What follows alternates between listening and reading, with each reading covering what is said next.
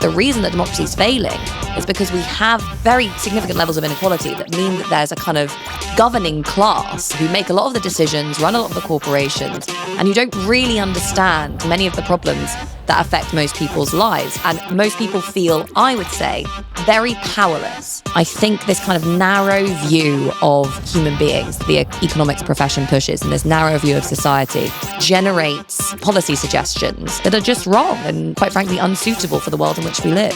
The governments have got to stop listening to economists. Yeah. And they've got to start listening to climate change people. Do you agree with that philosophy? It's always super to talk to someone you don't absolutely agree with on every subject, but who is, at the same time, unbelievably open and kind enough to have a good debate. So it's safe to say my chat with Grace Blakeley was definitely a spirited one. And we thought it was a good time to revisit as COP29 is currently underway in Azerbaijan. Grace makes a compelling point that dealing with climate change shouldn't continue to be parked at the feet of individuals, but of institutions and businesses. No amount of tote bags are going to save the planet, and I was definitely cool with that. She also discusses why the idea of stakeholder capitalism is almost certainly bullshit, and why community wealth building and long-term investment might be credible alternative solutions. Also very cool with that. But we did have a bit of a ding-dong about tax, but you can skip that bit if you want. Check it out. Hello and welcome to Business Without Bullshit. I am Andy Uri, and alongside me is the fabulous Pippa Sturt. Hi, Andy. Lovely. And today we are joined by Grace Blakeley. Have I pronounced that right? You have, yes. Yes. Grace is an economics and politics commentator, columnist, journalist, and author. She's a writer for The Tribune, a panelist on Talk TV, and was previously the economics commentator of The New Statesman. Very good. Well, that's not a bad list. So how are we doing, Grace? Welcome to the podcast. I am all good. Thank you so much for having me. It's good to be here. No problem. So we always start with a very simple question, which is, what's keeping you up at night, Grace? God, what isn't keeping me up at night at the moment? I mean, I've just come back from quite a long holiday, so I feel like I've kind of stepped away from all of the chaos and had a bit of a relax. But there is ready to get back into exactly. it, right? I think there's just the perennial worry of you can't really escape it, of just what's happening to the climate. I mean, there's news every day, I think, from various different parts of the world, just of very strange and unprecedented weather events and things getting a lot warmer and all that sort of stuff. So I think that is in the back of my mind, this kind of urgent thing that's always there, really. And I think it is for a lot of people of my generation, actually, and younger. Is there anything that will make people do anything about it? It's hard, really, because, I think a big problem with the way we talk about climate change is it all comes down to kind of individual actions and individual responsibilities. And that's actually a narrative that the big fossil fuel companies worked to push. BP created the idea of the carbon footprint to say, oh, please don't regulate us. Just make sure people, buy tote bags and don't use plastic straws and all that sort of stuff. Whereas actually, if you really want to tackle climate change, you've got to just change the whole structure of the economy, how we generate electricity, how we get around, how we produce things. So it requires like a really big structural shift in the way that the economy works, basically, rather than just people trying to be nice and... So the Green New Deal. Yeah, exactly. Yeah. What's the Green New Deal? Well, the Green New Deal... It comes out of the US. It actually came out of the UK. Oh, did it? The initial version of it came out after the financial crisis, which was this whole idea from, a bunch of economists and politicians got together and said, we need a stimulus package post-crisis that's going to actually solve these climate problems. Then it went over to the US, where it was picked up by the Squad, Alexandria Ocasio-Cortez, etc. And then kind of came back here. But now it's been kind of squashed, I think, in the Labour manifesto, unfortunately. But it's basically all your kind of power should be renewable, green. Like you should stop the fuck with coal mines and getting oil out of the North Sea and all that stuff. Yeah, we should be planning to get rid of it. Yeah, and it's also things like retrofitting housing stock so that it's much more environmentally friendly. Investing in different forms of transportation, like renewable energy, all that sort of stuff. Electric cars. Yeah, I mean, if you take the house one, having looked at it recently, it's it's a chicken and an egg situation. I went to an expert on it, and I mean, they immediately started telling me, they were just sort of, warning me how much it was going to cost us. Well, you're going to put insulation in your house or something. You've got to use the heat exchangers, but then you've got to actually completely rebuild your house, because it only works if you've got underfloor heating with piping, which is major. So I mean, a quick examination suggested it might cost £60,000 to £100,000 to sort my house out, which was more than we were going to spend on an extension. Yeah, I mean, this obviously would have to be something that you'd be supported by the government. And the whole idea of it as part of this stimulus package, which is what the Green New Deal is supposed to be about, is that, this is classic Keynesian economics, is that you are investing in infrastructure that's going to last for a long time and support, sustainability as well as growth. And you're creating jobs now in the context in which they're needed. It's a little bit more challenging to suggest now, given that we've got these high levels of inflation. The whole idea was to do it immediately after, at first, the financial crisis, then the pandemic, when the economy needed a bit of a boost. Arguably, it still does now, but you have got these inflationary pressures, some of which, by the way, do come from the problems associated with climate change. It's becoming increasingly difficult for us to feed ourselves in the environment in which we've created. And that's why a big part of why food prices have gone up so much, actually. So yeah, it is a bit of a chicken and egg problem in the sense that we need to spend money in order to fix some of these problems. Otherwise, everything's going to get more expensive. Is it part of an issue that we've got a government where a lot of the government is both insulated from the problems that a lot of the rest of us have to deal with, and also has vested interests on the other side? Why is the government insulated from our Because you've got people like Rishi Sunak who really wouldn't notice. He's not going to worry about paying salary, his heating bills. Right? Yeah. It's like this is a man who we discovered last year never used a credit card. I mean, what I'm trying to say is we've got a lot of people in government who live very different lives to the rest of us. You've got Nadim Zahawi with his stables and his heating his horses, and you've got lots of them seem to have very different rarefied lives to us.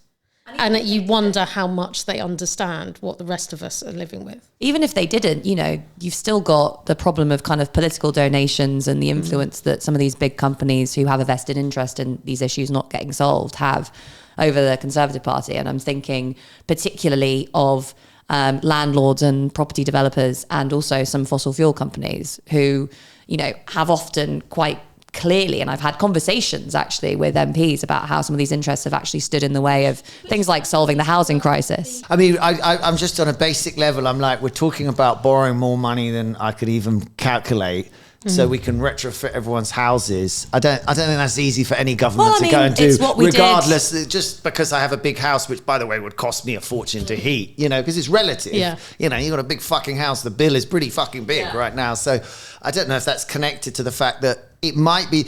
My frustration is actually the same thing, is that the short-termism that we live in, whatever government we put in, no one is, and I can't get my head around, we've discussed, I cannot get my head around why someone doesn't come forward and say, this is what I'm going to do. This is my 20-year plan to get Britain. And it's going to get worse, by the way. It's almost, Thatcher got lucky with Falklands, and I know you hate her, but it's like, at least it's like that you get the 2 terms and you got to get lucky. Well, I mean, Thatcher was the last person to really fundamentally transform our economy. I think she did it in a really bad way, but, it was a big shift, as you say. Yeah. And that is really the scale of the change that we need again right now. But nobody talks like that. Nobody comes out and says, right, here's my 20-year plan. You're going to have to vote me in 3 times and it's going to get really shit for 10 years. A bit like, what it only happens like when South Korea goes through a war or Germany goes through a war and they're starting from nothing. Do they get to rebuild properly? The problem with Britain winning the Second World War, inverted commas and all these things. We quickly got to the Second World War. You always end up there. But we, the problem with being the victor is we didn't really ever rebuild anything. Well, actually, I would kind of disagree with that, because I was going to say the last time that we borrowed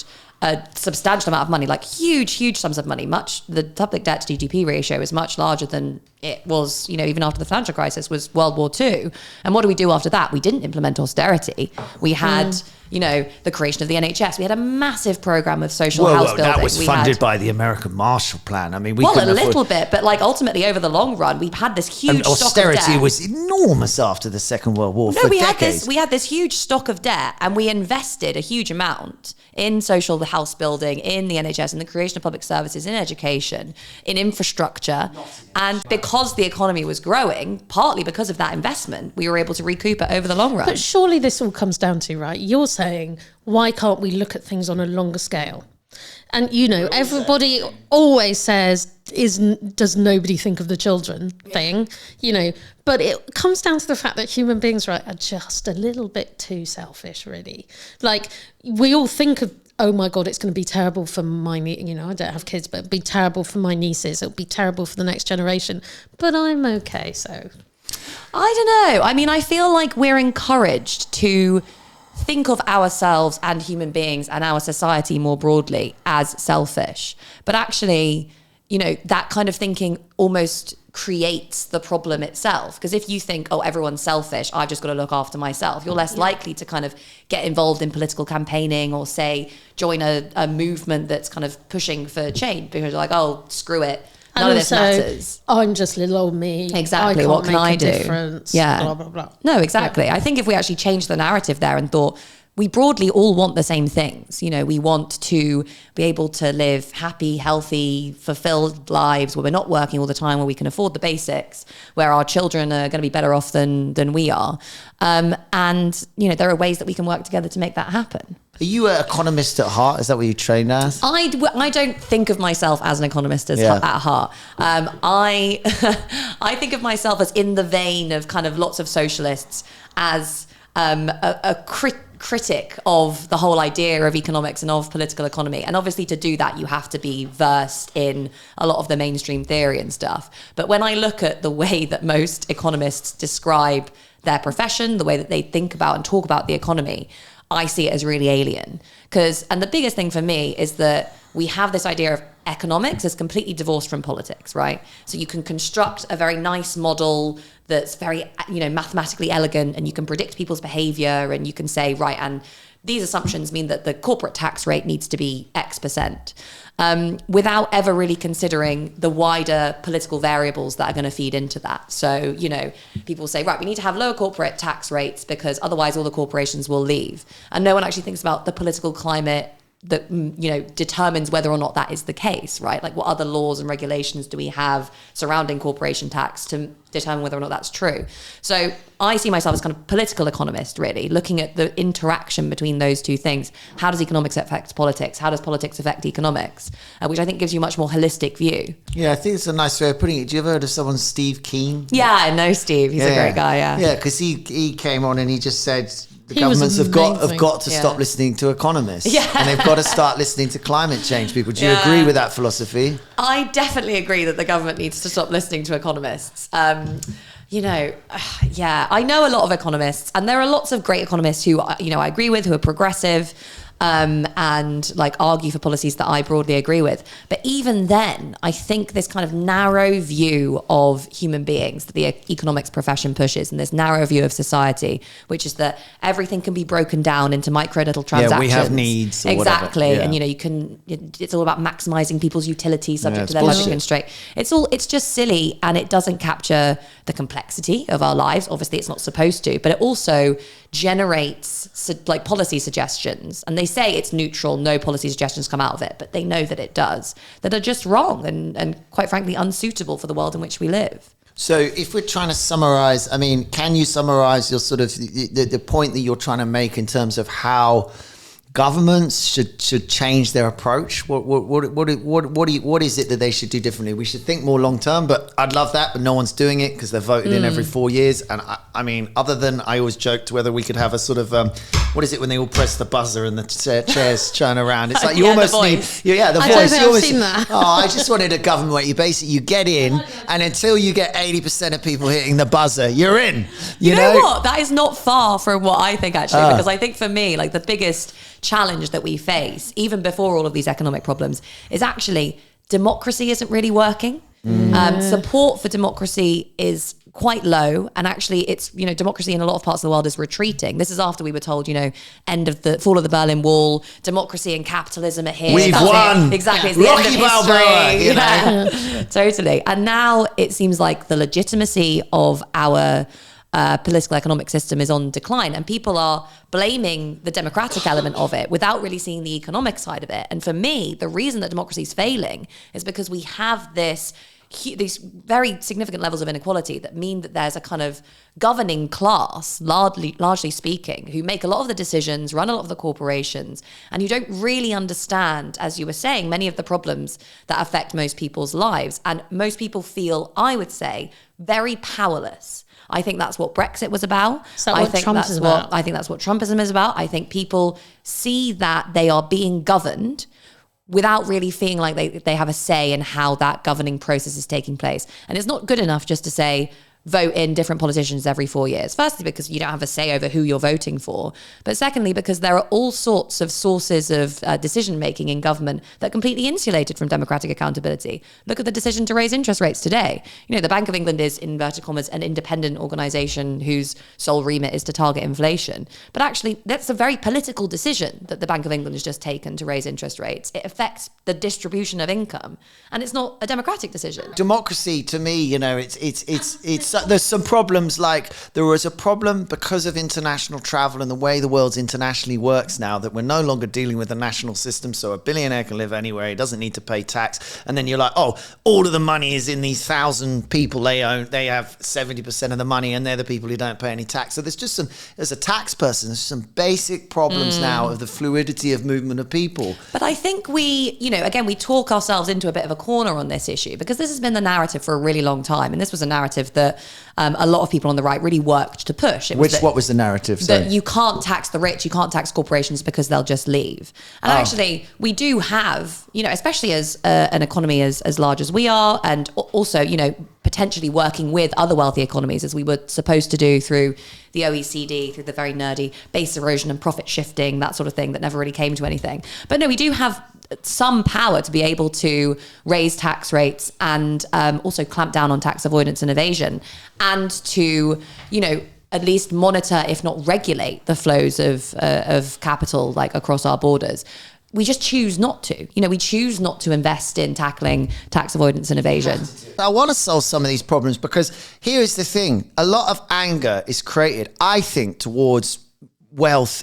So you're someone in the UK and you earn £1 million a year and you've built a business and you employ 10 people, fucking hate you, and yet you're putting £500,000 into the system. You probably privately educate your kids, you probably use private healthcare. Why are they the problem? Now for me, why they're the problem is everyone's angry with the billionaires, everyone's angry with the people not. If you are living I've got to be clear on this. If someone is resident, they live in this country, they go on holidays, but this is their home, and there's lots of very wealthy people who choose to do that because they love this country and that's where they want to be, or that's where their family is, you pay a lot of tax. Internationally, you're at number 15 in the world of how much tax you pay. It's only Japan and places that pay crazy. It really depends, because we know that we lose huge amounts of money from tax avoidance. So obviously, if you look at it in terms of the statistics, and you would say if someone were to earn this much money and they were to pay all their tax, they would pay a high rate of tax. But we know that we lose tons of money to tax avoidance and evasion every year. If you are a full-blown UK citizen, tax avoidance is quite hard. I have to say, you can be a fraudster if that's what we're talking about. You can be a crook. I mean, it seems to happen. I don't think it is. It's quite easy to... We've recently had one member of the cabinet have to resign because of it. I mean, you'd have to tell me exactly what they did. I don't know what he did. It was international. That was international. If you're talking about if you've got international, if you are a foreigner, much more complicated. But if you're a Brit, set up a shell company in it's Cayman not. Islands, It's bollocks. There's laws against that. Movement of assets abroad is really difficult to do. But you can create trusts, and then you can't anymore. You could take the beneficial ownership. And all that sort of stuff. The only trust you can do is every 7 years you can put £325,000 into a trust for your kids, and that trust, that's it these days. It is really hard in this country to avoid tax. Whether the rate is high enough, but 50% seems to be about the point internationally that people start saying, fuck this for a game of soldiers. So there seems to be a sort of limit. And once you start going above that, people think, well, it will demotivate me. I don't mind losing half. But if you have international, so if you are a foreigner and you've entered the UK, if you are able to move and live between different countries, completely different kettle of fish. But if I'm sitting someone opposite someone, it doesn't matter if they got 100 million. If they live all of their life in here, they're fucked. They're going to pay full tax. I am very annoyed that I don't have the statistic off the top of my head right now. I should have looked up before. I think the last time I checked, it was something like 27 billion a year lost in avoidance and evasion, but don't quote me on that. I think that was from Richard Murphy, who's written a very good book about tax avoidance. But avoidance also, is not illegal. Well, exactly. That's the point I was making No, about... but avoidance is just arranging your affairs that you in a right way. And there aren't that many ways round it. I sit in front of people every day who are like, what can I do? There must be something. And I'm like, not much. I mean, you could do this and that might lower that. Arranging the tax system in such a way that it's quite difficult to do that. Because, if we're losing that amount of money... Sorry, we have. It's now illegal. It's now basically, even though it's like basically made... money. Avoidance was legal and it was about arranging your... Yeah, it sounds... But avoidance is you might become a partner soon, a full partner, and therefore someone could argue that you're going to get a lower tax rate because you can offset more of your expenses or something. Avoidance is, there are a whole set of rules. They are incredibly complicated. There are a million pages of tax law. We have probably the most complicated and some of the most aggressive tax law in the world. It's incredibly well thought out. We could probably simplify it quite a lot and bring in... We can't come in a world where we say avoidance is illegal. Evasion is illegal. Well, I mean, we know that, but we can rearrange the tax system such that avoidance doesn't happen as much or doesn't happen in such an inefficient way. Yeah, I mean, I struggle. If you're a full UK person, there are so few ways you can hide. I mean, there are really few ways. Dividend, so you could pay 38.1% rather than 45% if you arrange your stuff through a company, but it has all these other impacts that mean your tax goes up. So the reason I stand up for this argument is because I think there is a narrative around avoidance that these people are all bad people. Avoidance is literally getting tax advice, which you should get. And that's a very big industry, sure, as you know, because but we've got a million it's pages. Worth it. Yeah, but even how you're putting that is cynical. You're putting it in a way of, it's wrong to get tax advice. Fucking I'm not saying it's wrong to get tax how advice. You're saying it has got this taste of it's wrong. I'm not saying I would never. I find it so boring when people speak about big political issues in terms of individual responsibility, because ultimately, we know that people will make the system work for them. The question is, how do we design the system so that in trying to make the system work for them, we actually make it work for everyone. For more people. Yeah. It's never going to work for everyone, but we need a system that works for more of the population as a whole.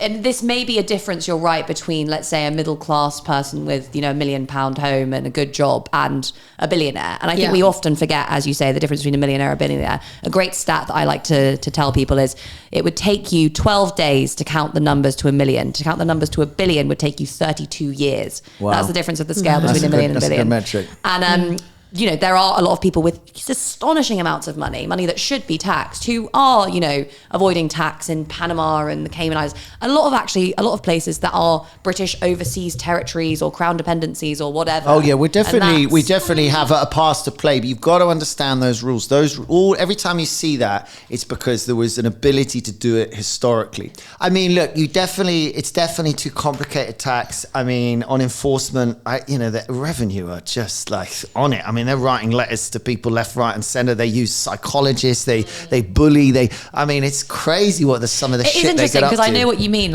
in the sense that it's quite easy to go after someone who, I don't know, has got a small business and maybe is arranging their tax. You could have a lot of money here. It's hard to go after you. If you don't people who we actually want to go after.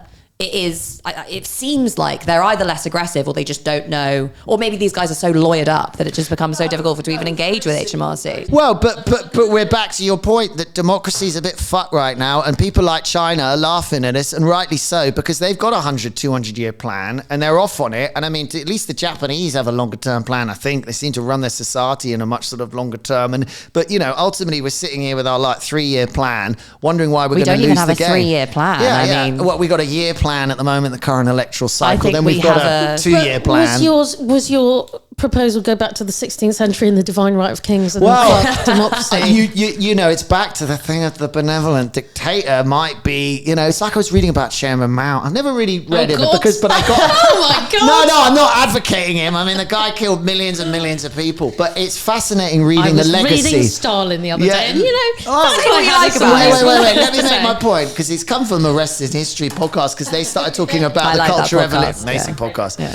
Anyway, so I read the Wikipedia and I'm like, I can't get my head around this guy. And you go to the legacy of Chairman Mao, and it's incredibly divided, but he was amazing for women. He raised he did all these incredible things for their society, but he did all these awful things. Have you heard their podcast on the Cultural Revolution? That's the one I just listened to. Yeah. It's scary. scary. Yeah. But no, I mean, you're right. Like when you have this form of basically centralized planning that they had in the USSR, in China to an extent, and in other places, there were a lot of achievements around, housing and women's rights. Well, I'd say currently China is advancing in an impressive rate. Exactly. But there were also big drawbacks to a that lot system. of people had to die to make it work. And also, it's kind of unfeasible, really, I think, to suggest moving back to that level of centralization and bureaucratization in the kind of complex modern society that we live in today. Like, I really think that the ideas that we have around democracy, which are that it's slow, nothing gets done, it gets taken over by vested interests. I think they're wrong and they're outdated, because there are ways that you can organize a society to make it more democratic that don't all just hinge on electoral politics. It's things like, worker engagement in the organizations in which they work for. It's things like, community engagement. There's a lot of really interesting stuff going on at the moment at like just local council Explain that level. a bit more. What do you think would help? So we're talking about one thing that I really think everyone should look into at the moment is something called the Preston model, and this is based on the idea of community wealth building. And this would have actually been a really interesting way to respond to some of these questions around, places that have been in inverted commas left behind. The idea is that there are anchor institutions in an area like the council, the NHS, universities, that they can't move. They have a certain procurement budget. And the way that they spend that budget can either make or break that community. They can outsource everything to Capita and all the money gets sucked out and goes to shareholders in London. Or they can say, we're going to procure these services from a cooperative.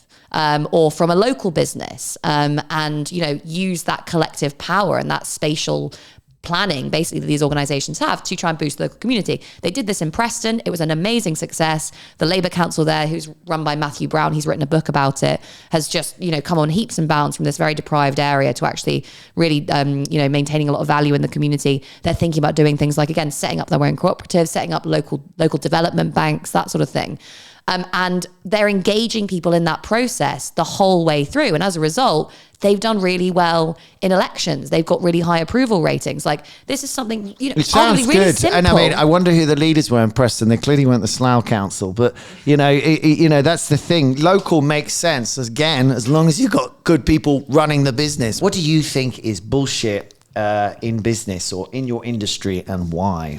So I think in general, my answer to this question, and this might be controversial, there's this whole idea of kind of like stakeholder capitalism, right? Which is that shareholder capitalism is very short-termist, which is true. We had the shareholder value revolution, and it all becomes about maximizing shareholder value over the very short term, and profits distributed are a good measure of the value that's created by a company. So we need to move to this idea of stakeholder capitalism, which is basically where the shareholders of a business get to act in the interests of all of the stakeholders that are affected by that business. And the idea is that this is supposed to be kind of voluntary. So the shareholders are supposed to say, well, we have a broad interest in society working, so we're going to sacrifice some of our short-term profits in order to make, the world better over the long term. Exactly. And the maddest version of this is, I've heard, is that the big asset management companies, so like BlackRock, for example, which own stakes in all of the biggest companies, will start suddenly realizing that because they own stakes in all of the economy, that it's in their interests that climate change doesn't get too bad and that economic growth is good and that there isn't too much inequality. So they're going to start pressuring, these companies to, be better on the climate or pay their employees more or whatever. This is something that people have actively theorized and suggested will happen. And of course, that's not what's happened. Larry Fink, who's the head of BlackRock, says, we're going to do lots of stuff on climate breakdown, but then whenever a vote comes up on these issues, if it impacts short-term profitability, they're not going to do that. And, they have a fiduciary responsibility to their people who are invested in that company. So this is not going to work on that basis. It's not going to work because the incentives don't align. I like the idea of companies being more responsible. I just don't think it's going to happen from this voluntary shift that suddenly everyone realizes, actually, we don't care about profits that much. So I think that's a bit of bullshit that people like to peddle. It's a really curious one. I think you have to sort of separate big business. I mean, we've joked before, but there's always this line about, everyone does it for the shareholders. Most companies I know couldn't give two fucks about their shareholders. They don't even, they're like, whatever. They are shareholders. Do they have a duty to make profits? Like, look, I'm trying to make money here. I want my salary to continue. I'm hoping to get a dividend one day. But the stakeholder thing is coming, but it's this hugely complicated mechanism that needs accountants and auditors and everyone, and regulation. I would argue. It's coming. Yeah. The new audit regulation is coming. But, Yeah, it would take a while. I do think people are thinking more like stakeholders. And again, you think of every company I deal with in London, it's like, it's rare that I meet one now who doesn't give a crap, if they can give a crap. Yeah, but I mean, this is if the they're thing, struggling, isn't it? which a lot of them are, then giving a crap's difficult. Just as much as for an individual as a business. I think this is really interesting, actually, because kind of this whole idea of stakeholder capitalism tends to come alongside greater market concentration. If you are a big market dominating monopoly or oligopoly, you can afford to be like, oh, well, we'll give a bit here. We'll, do something nice there. We'll invest in this particular scheme or whatever. Whereas if you're in a very competitive industry where, costs are tight, margins are tight, then it's going to be much more difficult for you. So actually, it's not necessarily a good thing that we have these really now quite high in some sectors levels of market concentration that give some firms the flexibility to be able to say, I'm going to do X or Y or Z. And part of our problem is what you really want them to do with these big, like the companies who don't deserve the money, like all the energy companies going, well, this is rather good, and so we get annoyed about that. So you're like, well, tax them more. Well, the problem is people don't really respect the taxation is being used that well, so companies would say, well, we'll invest the money, we'll do better. But they haven't. You would love to say, shareholders. Exactly. Well, you'd love to say to them, give them the ethical problem of saying, we're going to put a 20% charitable tax on you, and it's going to go to these charities. It becomes much harder for them to sit as shareholders and say, well, I just think it's outrageous, but then you get into what are the charities doing? And well, I mean, just give it to the NHS. Maybe, but I like your community idea that maybe a company could have a responsibility to its community and say, okay, you're super rich, you've got offices in these 3 counties, each you've got to have to now make a donation to that county of 20% of your profits, and they can't get upset about it, and then all these great things happen in their community. But with that mechanism, those sorts of mechanisms, they are very socialist, I guess. Or they're very like coming in. No, but I'm into that shit. I think a lot of people would be into that shit. It's how you do it, and that it's got to be proportional fair. And that's the problem, because then you get down to the mathematics. But it would seem you could just say, if you've made mega profits and all you do is really get oil out the ground, then fuck you. Yeah, it's a rentier industry. These well, people not aren't fuck you, value. not fuck you. Well done, you. And we're going to give some of it to charity, okay? That's what we're going to do, and don't get upset about it, please, Okay, so Grace, this is the 5-second rule. This Okay. is where we're going to We're going to chop it to 3 seconds, given we've taken we've too long. already. We're going to ask you a list of questions to get to know you a little better, and you've got 3 seconds, 5 seconds Okay. to answer each question. Okay. D, cue the music. What was your first job? Waitress in a pub. I was paid £4.25 an hour. What was your worst job? I worked at the Build-A-Bear workshop. Oh, wow. And I had to dress up as a bear and go outside and greet the kids. You kind of need a mirror to enjoy that all day. Yeah, Otherwise, it was very you're in hot. a sweaty It was bear really suit. hot, yeah. If you could look how funny you were. My brother was the killer whale at Windsor Safari Park. And he used to squeeze the children really tight with his flippers because he was so hot and angry. Oh my God. Favourite subject at school? History. Special skill. Oh God. I don't know, guitar, singing, like that. I do that, I suppose. That's nice. the thing. What did you want to be when you grew up? Initially a pop star, then a politician. I have changed entirely. They're basically the same thing. It's fantastic. It's fantastic. What did your parents want you to be when you grew up? Just happy, I think. Everyone says this. I know. But my parents really meant it. They were like, my mum was always like, my mother, because she was the first person in her family to go to university, went to Cambridge, and her dad really wanted her to be the first female prime minister. And she was like, I lived with the weight of that my whole life. I just want you to be happy. I have no expectations for you. So, What was your go-to karaoke song? oh God. Oasis, what- Champagne Supernova. Okay. Which one That was was the a big one chorus at to that one? university. That's Champagne. You will find Yeah, exactly. caught beneath the something or other. look at that. He's got a nice little singing voice. Fuck off. Office dogs. Where is he? Where is he? He's down there. Business or bullshit? I don't work in an office, but I mean, it sounds like that would be a nice thing to have in an office. I always hated working in an office. I mean, it was not really for me. I was a bit too much of a free spirit. But if you're going to be in an office, have something to lighten the mood, definitely. Sometimes they're good. Sometimes they're a pain in the arse. I can imagine. Yeah, sorry. Where is he? He's just down here being very good as usual. Oh. As sometimes. Have you ever been fired? Surprisingly, no. I really feel like I've been expelled from school several times. Really? You but were I've expelled? never been You were fired. expelled? Yeah, quite a lot. I identify with when you were talking about how British people are rebellious. I personally think that for the reason that I'm rebellious, that's why I'm left wing. But that's a story for another day. No, we need to know about expulsion. I've only been suspended. What's your vice? Oh God, probably surfing. No, cool. Wow. Very cool. You go down to Cornwall then? Total coolness. Yeah, well, I've been doing this now for a long time on my holidays, and it's expensive and time consuming and just a whole life consuming. So. I hear we have good surf in the UK though. Actually, it's cold, down but we have good surf. Yeah, no, definitely. It just depends when it comes in.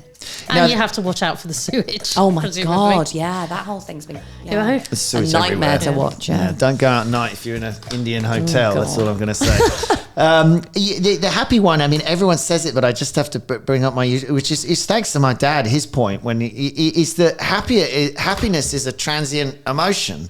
You know, and I that's agree, sad. yeah. And so his was like, don't you want to progress? He says, at times you're going to feel sad, at times you're going to feel happy, sometimes you're frustrated, sexy, whatever the fuck. But you want to progress. So surely, you know, almost everyone says my parents wanted me to be happy. And I wonder if that's really true or whether they just wanted you to build a good life. You know, Or maybe it's I want you to be content because content's a better content. word. Better word. I think it might be a generational thing, to be honest, because like my parents' generation, which would have been like on the cusp of Gen X and what would it have been? The cusp of boomers and Gen X would have been Gen X. raised by What, like 1965 something? Yeah, 59 they were both born in. Yeah.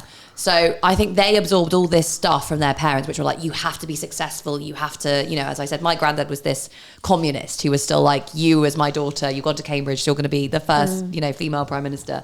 And it made them really unhappy because they were constantly pushing, you know, through the 80s, through this time where it was all about individualism and entrepreneurship to be successful. The 80s were hell. Yeah. And then they realized, oh, actually, you know, I have all this stuff and I'm not happy. And I think they then said to us, don't just make your whole life about, you know, achieving and success and all that sort of stuff. Like, think about what you actually want to do. So when I said, right, I'm taking a bit of a break from my career to go traveling for 8 months at the age of 29, my mum was like, great, I'm so supportive. I've come back and I'm like, I'm going to have to stay with you for a while because I spent all of my money. She's like, I don't care. I'm so proud of you. It's great that you've done that. You know, you don't want to be stuck in 10 years time in a job that you don't like, whatever. I think that's kind of what it means, really. It's about chasing what makes you content it's rather nice. than just success. I wish my dad said that. I tried to move home for 3 months when I was doing my house up, and he was like, I don't really want you here. I mean, I love you terribly. I was so shocked. I was like, what? All right. Yeah, but you know, I might end up saying that to my son one day. And then expulsion. What did you get expelled for?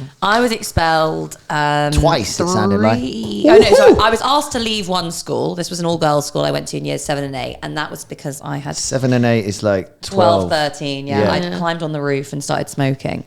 So that was what I Cigarettes? got suspended for. Yeah, just cigarettes at that time. And then they were like, you're disruptive. So I later found out I have ADHD. So I was very disruptive all the time. But I was quite smart. So I'd finish all my work and then distract everyone else. Eventually they were like, you have to leave because you're a nightmare.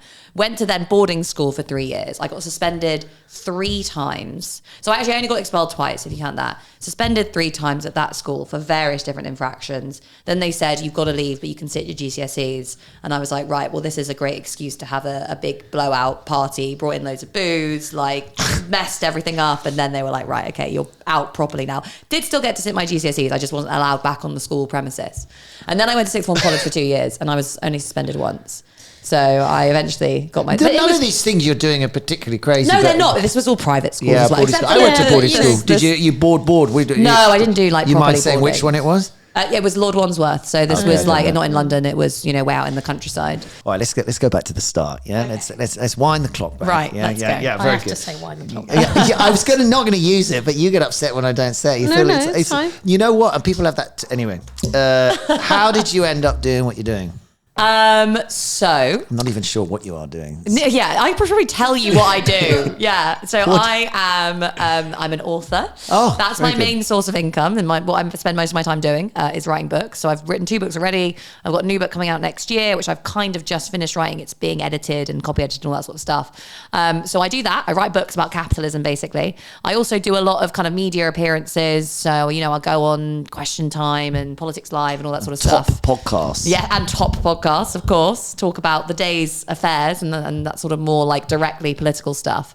And And yeah, so I'm kind of, mixed between writing and What's media. your last book was How the Pandemic Will Change Capitalism? Yeah, that was just a short one I wrote during the pandemic. What are you working on right now? So this one is called, we actually came up with the title really late because there were big disagreements on what the title should be. Anyway, it's called your team. Me and my publisher, because Okay. they've bought the book. So they basically get to tell me what it's going to be called. And I was like, I want it to be this. And they were like, no, that's boring. No one's going to pick it up. We want it sexy and whatever.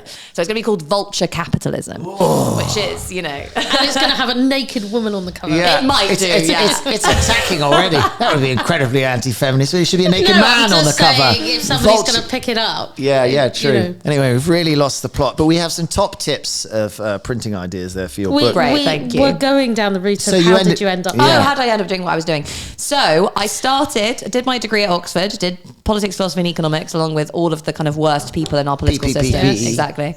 And then I started working for a think tank. I was an intern at a think tank for a bit. And that was actually doing stuff around like local economics and local politics. Then I went to work for KPMG actually for like less than a year, doing consulting. For their government and healthcare practice, which I was not particularly good at. I'm not, again, ADHD, not very good in big organizations. I'm more big picture. It's too detailed. Exactly. Yeah, Let's I'm on the say same that. page. Yeah. So didn't do that for very long. I then went to work for IPR, which was a think tank. I really enjoyed working there. Actually, I stayed there for 3 years, I think, doing lots of reports, and that's where I started doing media. It's where I started doing interviews and like doing more journalistic writing. Eventually got the offer to write a book, took some time off, wrote the book did well, started doing lots more media. Right. Things just Are you took off. dyslexic as an ADHD? Commonly? I'm actually not, no. Okay. Although the attention to detail thing is like when I write, I like do skip out words and whatever. Luckily, I have copy editors now who help me with that. But so, things just basically took off. And it was during the kind of, 2017 to 2019 period where socialism was suddenly fun again. So lots of people wanted my opinion. Suddenly fun again. Yeah. Have you got a long-term goal? A long-term goal. I mean, look, my long-term goal, I like to think about what I do really as trying to change the way that people think about capitalism and try to change the way that people think about the economy. So for me, the goal is get the ideas that I'm trying to push out in as many hands as possible. And at the moment that looks like writing books, but it also looks like longer term, potentially taking that onto different forms of media, like trying to get young people particularly engaged with some of these ideas. Just kind of expanding my reach really. What's the most misunderstood thing about what you do? I think people underestimate how hard it is to write a book and overestimate how hard it is to go on TV. We all think we could write a book if we just had enough. Yeah. It's very challenging to write a good book. What's the hardest thing about writing a book? Keeping everything together in your head. Wow. So it's, you can write an article. You need a whiteboard, I guess. Yeah, exactly. You can write an article and everyone thinks, if I can write an article, I can write 10 articles so I can write a book. But actually having like the argument and the structure and being able to keep those ideas together in your head, coming back to them all the time in every section, every paragraph to making sure you're really driving home that key point. It's hard. I always found like writing a dissertation, I kind of thought I've got this great argument and it kind of falls really to pieces. And then it sort of falls it falls to pieces and there's nothing really there when you get right into it. And when you push yourself, it's so true. Yeah. Shit. Actually, there's only a few times I've heard authors who, I think it's Agatha Christie was one of the people who could do it, that she didn't know what the end of the story was and she'd sit down and she'd write. And 3 days later, or a week later, she'd finish the book. Are they shit? I've never read one. But I mean, characterization is not really non-existent in them. Yeah, right. Yeah. And also they're just the plots stories, are aren't good. they? It's different. And I sit down to tell my kid a story at night, and sometimes I get really into it. And then, as you say, I forget where I am in it and all the details. Now I just have to finish it. And then the fireman just said, I can't be doing this anymore. I don't think they're asleep by then anyway. What are you most excited about? What am I most excited about? For your career? God. I suppose I'm pretty excited about my next book coming out. Yeah. I mean, the process of writing a book is a nightmare. Having it come out is really fun because for about a year, you're doing events everywhere. I've got book deals in dozens of countries. You're the toast of the town. Yeah. So you're going all around the world. You're meeting loads of people, talking about ideas, doing interviews. You're just talking about this thing that you've created. After a while, it gets a bit boring, but initially, it's really fun. That's better than music. I find by the time you release, and Dee, I would agree with this in your musicianship, but by the time you release an album, then you hate all the songs. you're just so bored of it. And then people are like, oh, I really like that album. You're like, yeah, whatever. Yeah. And I guess if you were a big artist, you might then tour and talk about your album. But in a way, you don't talk about your album that much. You just go play music sort of thing. I quite like the idea. No, I don't. So by the end of a book, you're not sick of it. You're glad it's over, and you're quite happy to chat about it. You may be. I think I would say it's about a year after the book's actually come out. You're sick of it by then. Maybe 6 months, depending on how much you like it. I'm not sick of this book yet, and I've nearly finished it. Maybe I will be by the time it comes out, but no, I'm still really excited about it, actually. What's your biggest fuck up? So probably actually, and this comes down to the big picture versus detail thing. In my first book, I had a couple of little, like factual errors and like stuff that was wrong and that wasn't double checked.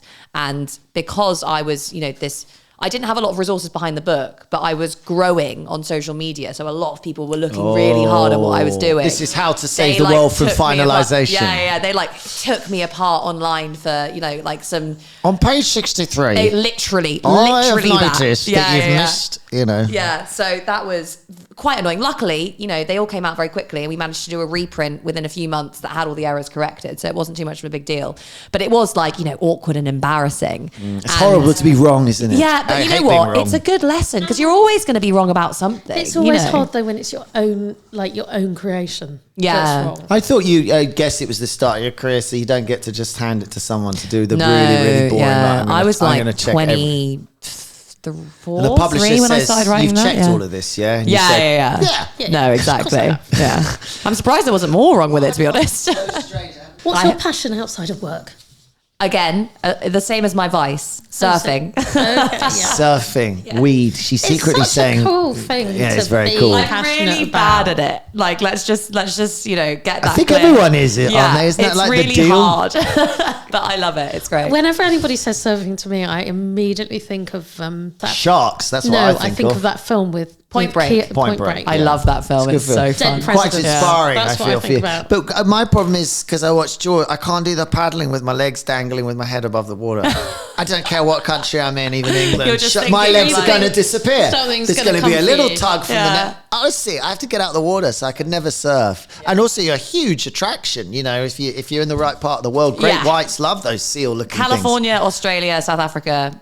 You're in a bit of danger. Oh my God. I haven't surfed in any of those places, but there's a guy who studies sharks. He gets a surfboard and he puts a hole in it and he puts a camera in the thing looking downwards and he reels it out on a massive fishing line. And this is in South Africa. And he's the guy who studies. So you get this footage of great whites hitting this thing. Wow. And so it's dark. It's like a really good camera, but it's dark and then you just see this. Oh my God. You see this thing and it comes so fast. And the mouth, and you're like, they think it's a seal. Oh my God, I am never swimming in that water, ever. Anyway. Scary, bad. Primeval. It's my go. What's the worst advice you've ever been given? What's the worst advice I've ever been? Oh God, yeah. So when I was at school, everyone used to say, oh, you're really good at arguing, so you should become a lawyer. I would have been a terrible lawyer because, again, the attention to detail thing. And actually, a lot of lawyers don't actually argue, I don't do a lot of arguing. Yeah, exactly. Especially now when you're doing solicitoring and barristering and it's, And, what I do, because I'm a corporate lawyer, so even when I'm if I'm selling or buying a company for somebody, everybody wants to get to the same place. They all want slightly different things because they want to buy it for as cheaply as possible, and these people want to sell it for as much you're mediating. As possible. You're not, but you're all actually trying to do the same thing. Yeah. So it's not really. There's nothing really to argue about. Yeah, I mean, so that was not a very good piece of advice for me. What's the best piece of advice you've ever been given? The best piece of advice I've ever been given. I think the one that I come back to most when I'm trying to make a decision is just, my mum always used to say to me, just trust your gut. And I think that's just the most important thing, in any decision-making process. Because you can write lists and analyze any problem for God knows how long. But if you're actually in touch with what you want and you really kind of, can ground yourself in that intuition, I think that's the most important thing. I think it can be difficult because I personally, my gut is very much attached to my sense of fear. Yeah, I know what you mean. You have to be able to disaggregate those the That's almost emotions an from the anxiety you're intuition. saying, is No, it? but I'm just saying, you know, sometimes somebody will ask me to do something and my gut will say, oh no, don't do that, you'll look like an idiot, or it'll all go wrong, or it will go, and that is not really my gut. What advice would you give your younger self? What advice would I give my younger self? I think get a hobby. I would have liked it if I'd started doing the surfing earlier, because to be honest, for You did most music, of my, that was your hobby. But I worked so hard. I was just obsessed from about the age of 22 to I think like 28. I was just like, I didn't listen to my parents' advice when they were like, just be happy. I was like, no, I need to succeed. I need to prove myself. I need to prove everyone wrong. I'm going to listen to all the things that everyone's saying about me, and I'm going to take them to heart, and I'm going to, you know, I'll do show everything. these people what an expelled person can do. Exactly. And it's good because I achieved a lot, but I've gotten to this point in my life now, and I'm like, I didn't focus on my relationships. I didn't focus on myself. I didn't have anything else going on. It was just work, right. Go on the media, put myself in such stressful situations all the time. I feel like I was constantly on edge for a lot of that time. And it wasn't good for me. And it just made me like, you know, a shell of a person, really, when I think about when it was the worst. Feels like you're having a midlife crisis. Yeah, I am a bit 100% early. But having you're a midlife very crisis. young, Mary, and I can imagine this is the chat. I can almost imagine it out on the waves on the surfboard, can't you? With the lads saying, you know, I just work too much, and they were like, yeah, man. You're right. I've had a midlife crisis. People work too much. It's like the only California in Britain I always think is Cornwall, because when you do get down to Cornwall, it has that vibe. Like, man, chill out, man. You know? Just like enjoy for a bit. Recommendations on what to read, what to watch, what to listen I mean, to. obviously, my own books. Absolutely. You can get them in all good bookstores. There's an audio book, which I read myself, hilariously.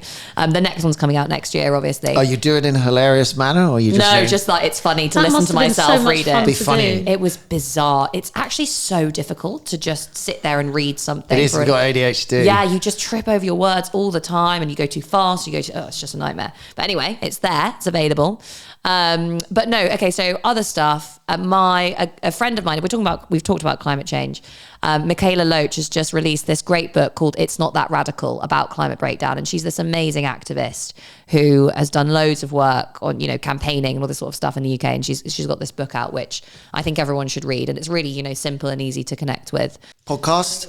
Oh yeah, everyone should check out if you want a kind of easy to listen to summary of, you know, socialist stuff going on in the UK. Novara Media is great.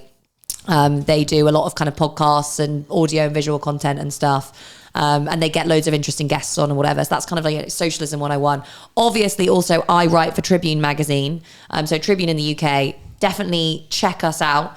This is like, Tribune was like an old magazine that was for the socialists back in, you know, the 1930s, and kind of, you know, stopped really being released for a while. And it was then bought up again recently, and we kind of relaunched it and grew it. And it's now, you know, got this kind of community around it, and is about news from the Labour movement, news from the left, opinion, like all this sort of stuff. So definitely worth checking that out. And if you want to, subscribing. Yeah. I find the bipartisan thing I think it's almost, we talk about the structural problems of democracy or economics, but I don't think we talk about, you know, this basic problem of having red or blue or left or right or anything. You know, I also the reason hate I'm the fact that Labour is red. Well, I mean, I want to be in the middle, because, you know, I think we all need to be in the middle. Like, if you start any conversation with the point of view is, I hate rich, I'm just going to be crass, but I hate rich people, or I hate poor people, or I think this, or I think that, you know, we'll never solve this world, because we need to be humans. We need to basically, you know, climate change, I hope, brings us eventually all together, because I think eventually it will. People will die and die and die until we all sit down at the fucking table and say, right, let's sort this shit out, you know? I know left or right shit, you know? But I don't think either side would describe themselves in that way.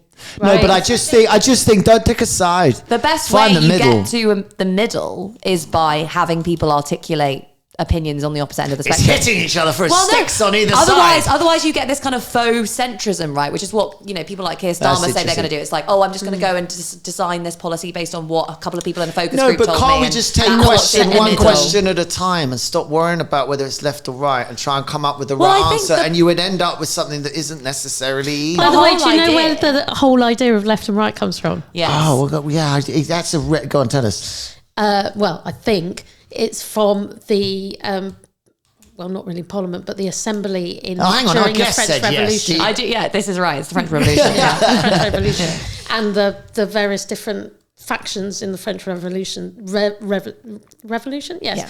stood on different sides of the chamber. Yeah. Oh, and this is the left So to the it's, right. left and right. all the French. It's all the fault of the French again. So you've got 30 seconds to pitch anything you'd like. Follow me on Twitter at Grace Blakeley. Blakely has 2 E's. Follow me on Instagram, same thing. And yeah, look out for news about my book, Vulture Capitalism, which is coming out next year. So there you have it. That was this week's episode of Business Without Bullshit. Thank you, everyone. Thank you, Dee. Thank you, Romeo, Pippa. God, wonderful guest, Grace. Then it's ciao.